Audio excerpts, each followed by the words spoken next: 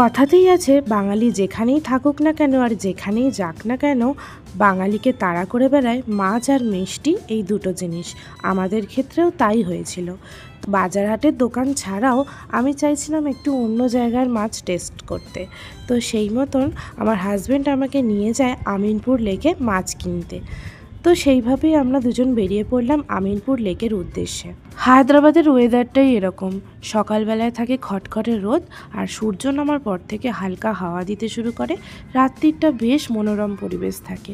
তো স্বাভাবিকভাবেই আমরা যেদিনকে বেরিয়েছিলাম সকালবেলাটা বিশাল রোদ ছিল। তো কিছু করার নেই, ইচ্ছা যখন হয়েছে বেরিয়ে তো পড়েইছি। তো পৌঁছে গিয়েছিলাম আমিনপুর লেকের সামনে। প্রথমটাতেই ওখানে পৌঁছে কিছুটা অবাকই হয়েছিলাম, কারণ এত সুন্দর লেকটা হবে আশা করিনি। তো বেশিক্ষণ দেরি না করে আমরা ঢুকেই পড়লাম। তার কারণ হলো যেখানে মাছ বসে সেটা কিন্তু হাঁটা পথ অনেকটাই, মোটামুটি 1-1.5 কিলোমিটার তো হাঁটতে হয়েই ছিল। এই লেকটা ছিল কিন্তু বেশ ভালোই বড় আর চওড়া, পাড়গুলোও বেশ ভালোভাবেই বাঁধানো ছিল। সুন্দর, চারদিকটা বেশ ভালো লাগছিল। কিন্তু হ্যাঁ, একটুখানি মনে হতে পারে যে জায়গাটা ফাঁকা ফাঁকা, সেটা সাধারণত থাকে না ফাঁকা, অন্যদিন হয়তো ভিড়ই থাকে। আসলে আমরা তো এসেছিলাম বুধবার দিন না, তো স্বাভাবিক সেই জন্যই জায়গাটা একটু ফাঁকা পেয়েছিলাম। এই আমিনপুর লেক অনেকটাই বড় আর অনেকটাই বিস্তীর্ণ এলাকা জুড়ে রয়েছে। এমনকি আমিনপুর লেক দুভাগে বিভক্ত হয়ে গেছে। এক ভাগের নাম হয়েছে পেদ্দা আমিনপুর আর এক ভাগের নাম চিন্না চেরুভু। এই আমিনপুর লেক কিন্তু বিখ্যাত সাধারণত পাখিদের জন্য। এখানে নানান ধরনের পাখি আসে। শীতকালে বলে আসে কি না সারা বছরই থাকে সেটা আমি বলতে পারবো না, কারণ সাধারণত আমি এই প্রথমবারই এখানে এসেছি আর এটা আমি জানিও না। তো ওখানকার লোকেদের সাথে কথা বলে যা জানলাম যে সারা বছরই কিন্তু এখানে নানান ধরনের পাখি থাকে। তবে হ্যাঁ, শীতকালে একটু বেশিই থাকে।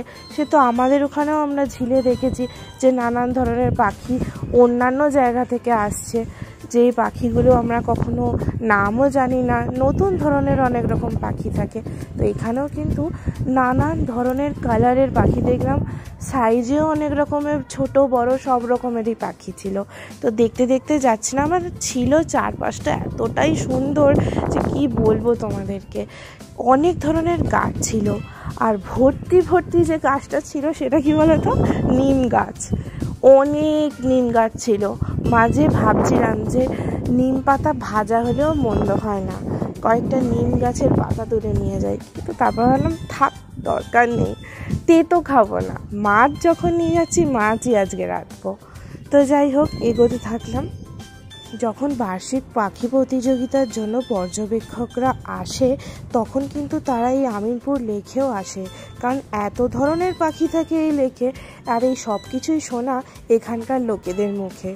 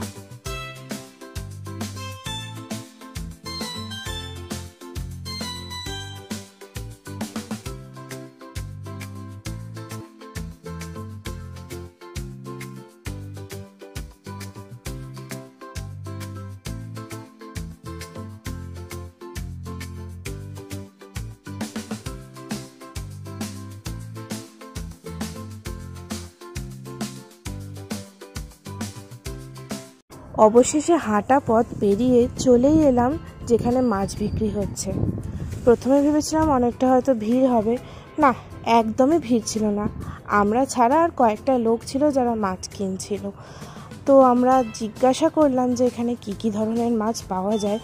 যে মাছের নাম বললো, সত্যি বলতে ওই রকম মাছ কখনো নামই শুনিনি। তো যেগুলো বুঝলাম পছন্দসই মাছ, কাতলা ছিল, রুই ছিল। তো ভাবলাম আজকে জ্যান্ত রুই মাছ নিয়ে যাই।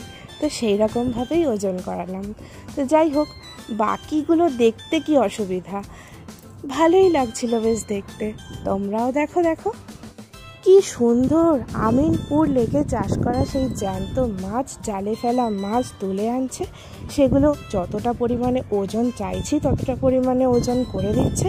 আর সামনে ওই জ্যান্ত মাছ নিয়ে যেতে হচ্ছে আমাদেরকেই, যারা বা যে মাসিরা সেই মাছগুলোকে ভালো করে ধুয়ে আঁশ ছাড়িয়ে দিচ্ছে তাদের কাছে। তারা ওই জ্যান্ত মাছ আমাদের সামনে সুন্দর করে আমাদের পছন্দ মতন পিস অনুসারে কাটিয়ে দিচ্ছে। তো নিয়ে নিলাম জ্যান্ত রুই মাছ। তো এবার আমরা হাঁটা দিলাম বাড়ির পথে। ভালো লাগছিল না ওখান থেকে যেতে, বিকেল হলে মনে হয় আর একটু বসেই যেতাম, কিন্তু কিছু করার নেই না, বাড়ি ফিরে আবার রান্নাটাও যে বাকি। ফেরার পথে প্রথমেই যে মন্দিরটা দেখেছিলাম সেই মন্দির দর্শন করে গেলাম। মন্দিরে যে দেবী প্রতিষ্ঠিত সেই দেবীর নাম নাগুলাম্মা। আমি মনে করি সব এই দেবীই হলো শক্তির রূপ। মন্দিরটা বেশ ভালোই লেগেছিল, মন্দিরের কালার কম্বিনেশনটাও খুব সুন্দর ছিল, ভিতরটা বেশ মনটা শান্ত হয়ে গেছিলো ঢুকে। তো তারপর ওখানটা দর্শন করে আমরা একেবারে বাড়ির পথেই রওনা দিয়েছিলাম, আর কোথাও থামিনি। তো আজকের ভিডিওটা কিন্তু আমি এখানেই শেষ করলাম। দেখা হচ্ছে তোমাদের সাথে আমার পরের ভিডিওতে। তাই আজকের মতন টাটা।